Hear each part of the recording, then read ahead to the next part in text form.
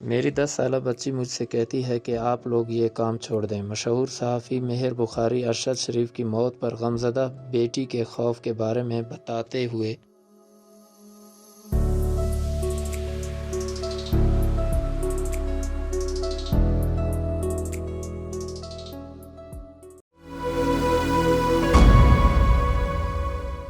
گزشتہ روز معروف صحافی اور تجزیہ نگار ارشد شریف کی کینیا میں افسوسناک اور حادثاتی موت پر پورے ملک میں ہلچل مچ گئی۔ پوری دنیا سے لوگوں نے اس پر اظہار افسوس بھی کیا اور گہری دکھ رنج کا بھی اظہار کیا۔ ایسے میں ایسا کیسے ہو سکتا ہے کہ ہمارے اپنے ملک کے صحافی اور ارشد شریف کے پرانے ساتھی ان کی موت کا غم نہ منائیں۔ ارشد شریف کی موت کا سب سے پہلے لوگوں کو مہر بخاری کے ٹویٹ سے پتہ چلا۔ زیادہ تر صحافیوں کا یہ کہنا تھا کہ مہر بخاری کا ٹویٹ ہم نے دیکھا تو پتہ چلا کہ ارشد کے ساتھ کیا ہوا ہے۔ مشہور نجی چینل جس کے ساتھ ارشد شریف کافی سال منسلک رہے، اس کے ایک پروگرام میں اینکر ماریہ میمن کے ساتھ ارشد شریف کی زندگی کے حوالے سے گفتگو کرتے ہوئے سینئر صحافی اور تجزیہ نگار مہر بخاری کا یہ کہنا تھا کہ ہمارے ملک کے جو حالات رہتے ہیں اس میں ہم سب کو دھمکیاں ملتی ہیں، حالات بھی خراب ہوتے ہیں، لیکن کبھی نہیں سوچا تھا کہ ایسا بھی وقت آئے گا کہ اپنے قریبی اور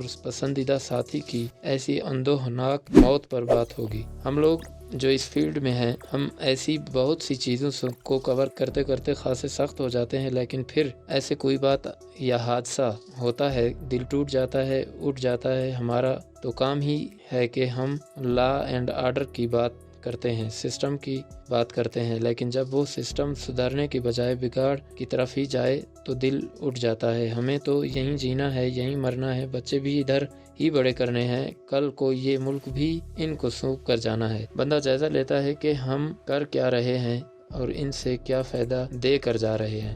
میری 10 سالہ بچی یہ کہتی ہے کہ آپ یہ کام چھوڑ دیں، آپ اور بابا کیا کر رہے ہیں۔ میرا مطلب ہے کہ ہمیں تو چھوڑیں، ہمارے بچے بھی اب ڈرنے لگے ہیں کہ یہ کس طرح کا کام ہے کہ جس میں یہ بھی ہو سکتا ہے، جب کہ ہم تو اپنے بچوں کو بڑا ہی اس طرح کرتے ہیں کہ پاکستان زندہ باد، پارلیمنٹ اور اسمبلی سسٹم وغیرہ۔ ہمارے بچے یہ سب جانتے ہیں اور ہمارے کام کو سمجھتے ہیں، لیکن اب وہ ڈر گئے ہیں۔ اور ارشد تو بہت ہی پرائیویٹ آدمی تھا، اس نے کبھی اپنی فیملی اور پرائیویٹ لائف کو پبلک نہیں کیا، اس لیے اس وقت لوگوں کو بھی چاہیے کہ ایسا نہ کریں، اس کی فیملی اور بچوں کو سامنے نہ لائیں، کیونکہ انہیں تو پتہ بھی نہیں کہ ان کے ساتھ کیا ہوا ہے۔